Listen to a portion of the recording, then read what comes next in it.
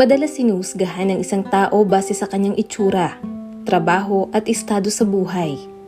Ngunit, alam naman natin na hindi ito ang sukatan upang malaman natin ang buong pagkatao ng ating kapwa. Ngayon, ibabahagi ko sa inyo ang kwento na siguradong kapupulutan natin ng aral at inspirasyon. Kaya naman, inaanyayahan ko kayong manood hanggang sa dulo ng videong ito.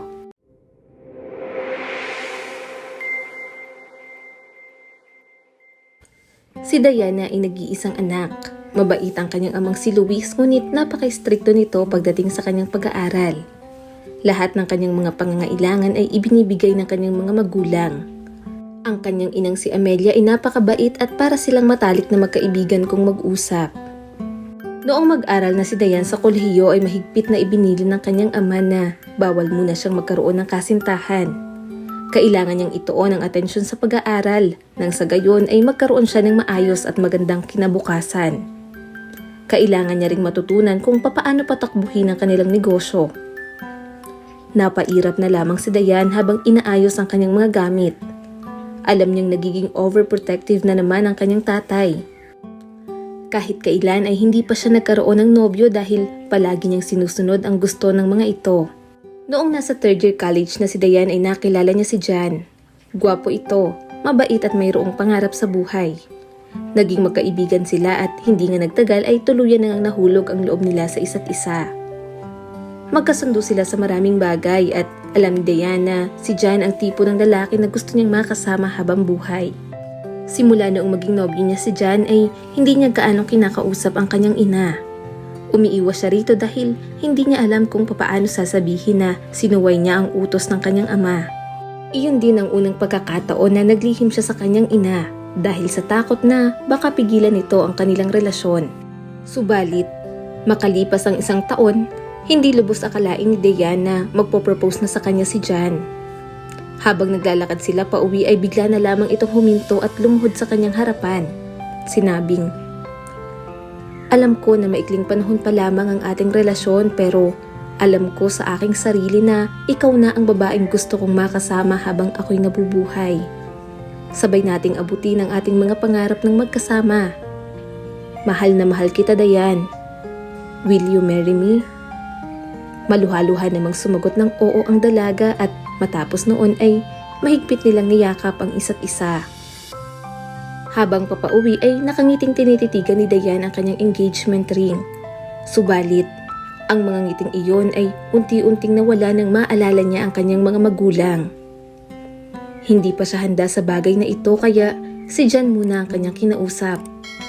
Sinabi niya na kung maaari ay ilihim muna ang kanilang engagement hanggat hindi pa siya nakikilala ng kanyang mga magulang.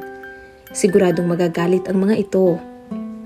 Ipinagtapat niya rin na ayaw ng kanyang ama na magkaroon siya ng kasintahan habang siya ay nag-aaral pa. Sumagot naman ang binata at sinabing, "Naiintindihan kita, Diane. Pero kung maaari ay ipakilala mo na ako sa iyong mga magulang.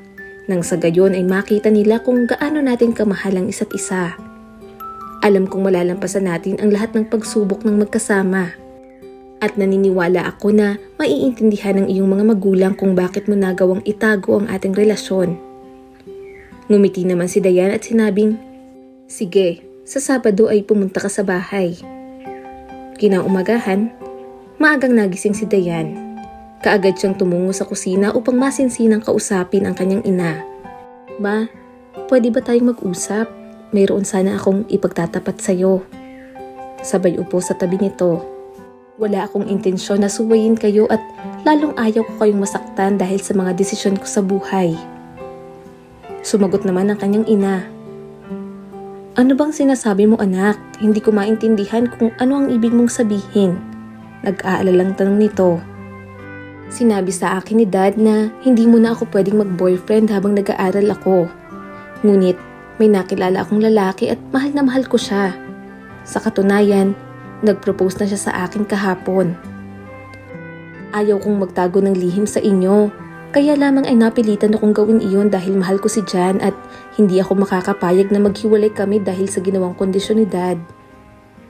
Kitang-kita ang pagkagulat sa mukha ni Amelia. Hindi siya makapaniwala na ang kanyang anak ay engaged na sa taong hindi nila kilala. Kalmado siyang nagsalita at sinabing, "Anak, ikwento mo naman sa akin ang inyong love story." Nakangiti namang nagkwento si Dayan at sa kanilang pag-uusap, na-realize ng kanyang ina kung gaano kabuting tao si Jan at ang dahilan kung bakit ito minahal ng kanyang anak. Nasambit niya rin na sana pala ay nakilala niya si Jan noon pa, kung hindi lamang dahil sa pagiging istrikto ng kanyang asawa. "Kailan mo balak ipakilala si Jan? Excited na akong makita at makilala ang taong nakabihag sa puso ng anak ko." Nakangiting wika ni Amelia. Kinausap ni Amelia ang kanyang asawa upang sabihin ang tungkol kay Jan.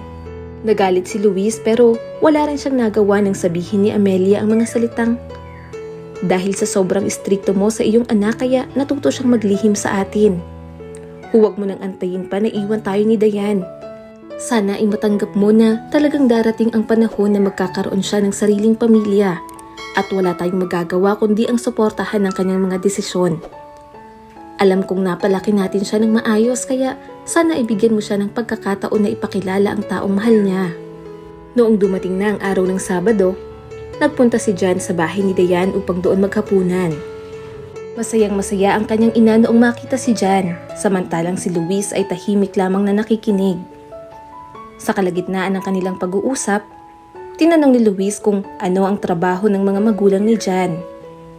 Napatahimik naman ang binata sa tanong na ito kaya hindi siya kaagad nakapagsalita. Yung nanay ko po ay binawian ng buhay matapos akong ipanganak, kaya ang tatay ko po ang mag-isang nagtaguyod sa akin. Ginagawa niya po ang lahat para maibigay ang aking mga pangangailangan." Muling namang nagtanong si Luis, "Ano ang trabaho ng iyong ama?" Noong mga sandaling iyon ay sumagot na si Dayan at sinabing, "Bakit kailangan niyo pang itanong kung ano ang trabaho ng kanyang tatay? Ang mahalaga ay nagmamahalan kami ni Jan at hindi kami dedepende sa kung ano ang meron kayo o ang tatay niya. Napagkasunduan na rin namin na kami ang gagastos sa aming kasal at hindi kami tatanggap ng anumang halaga mula sa inyo." Matapos noon ay hinawakan niya ang kamay ni Jan at hinila ito papalabas ng bahay. Sinikap ni Dayan at Jan na makapagtrabaho upang makaipon ng sariling pera. Gusto nilang patunayan na kaya nila ang kanilang sarili at malalampasan nila ang mga pagsubok ng magkasama. Hindi niya na rin kinausap ang kanyang ama dahil hindi rin naman ito makikinig sa kanyang mga paliwanag. Maging ang nanay niyang si Amelia ay hindi na rin nag-aksaya ng oras na kausapin pa si Luis. Isang araw, pagdating ni Luis sa opisina ay nakasalubong niya si Frank, ang janitor sa kanilang kumpanya. Matagal na itong empleyado at palagi niya itong nakakausap dahil halos magkaedad lamang sila. "Good morning ho Sir Luis, ang aga niyo yata ngayon." "Good morning din. Hindi ako nakatulog. Yung anak ko ay ikakasal na pero hindi ko alam kung okay ba ang kanyang mapapangasawa. Hindi ba't may anak ka rin?" "Opo sir, lalaki yung anak ko. Kahit ganito lang ang trabaho ko ay talagang pinipilit ko siyang mabigyan ng maayos na buhay. Alam niyo sir, may tiwala ako sa anak ko dahil alam ko na napalaki ko siya ng maayos. Subukan niyo rin pong magtiwala sa inyong anak at suportahan ang kanyang mga desisyon." "Sige Frank, salamat." Napag-isip-isip ni Luis na mukhang tama ang sinabi ng janitor. Kaya naman, ilang araw bago ang kasal ni Dayan ay kinausap niya ito ng personal. "Anak, pwede ba kitang makausap? Hindi ako pumunta rito para makipagtalo. Narito ako para makipag-ayos. Alam mo anak, noong maliit ka pa ay nagtatrabaho ako sa factory. Isang normal na empleyado lamang ako. Kaya naman, noong magtanggal ng mga tao ay isa ako sa napasama. Wala kaming magawa ng iyong ina kundi ang umiyak dahil hindi namin alam kung ano ang aming gagawin. Papaano tayo mabubuhay at saan tayo titira? Mabuti na lamang at pinalad ako sa negosyo na aming itinayo gamit ang huling sweldo ko sa factory. Ayaw kong maranasan mo ang ganoong bagay. Kaya hanggat maaari ay gusto ko na ang iyong magiging asawa ay yung taong may maayos na buhay." Niyakap ni Dayan ang kanyang ama dahil noon niya lamang narinig ang kwento nito. Naiintindihan niya na rin kung bakit ganoon na lamang ito ka-istrikto. Sa araw nga ng kanilang kasal, naroon ang ilan sa mga malalapit nilang kamag-anak at kaibigan. Pagdating sa venue ay nakita ni Luis ang janitor na si Frank. Nagulat siya dahil kasabay nitong naglalakad si John papalapit sa kanya. Sir, siya nga po pala ang aking tatay. Frank, siya ang anak mo? Siya ang mapapangasawa ng anak ko? Pinayuhan mo ba ako na suportahan ang desisyon ng mga bata dahil alam mo na siya ang mapapangasawa ng aking anak? Isa ka lamang janitor. Papaano magkakaroon ng magandang kinabukasan ng anak ko? Hindi ako makapapayag sa kasalang ito.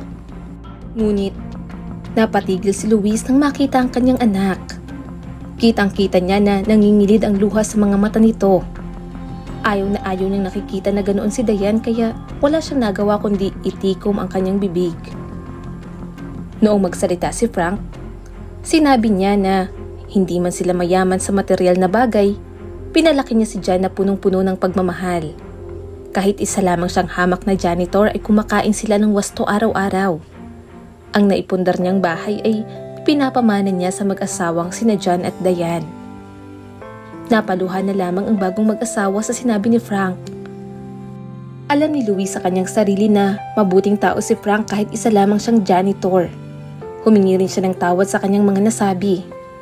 Kinamayan niya si Frank at sinabing, "Salamat dahil pinalaki mo ng maayos at mabuting tao ang lalaking pinakasalan ng anak ko. Alam kong magiging mabuti siyang asawa at ama sa kanilang magiging mga anak." Maraming salamat sa patuloy na panonood sa aking munting channel. Kung nagustuhan mo ang videong ito ay huwag mo kalimutang mag-like and subscribe at pakipindot mo na rin ang notification bell para updated ka sa mga susunod nating video.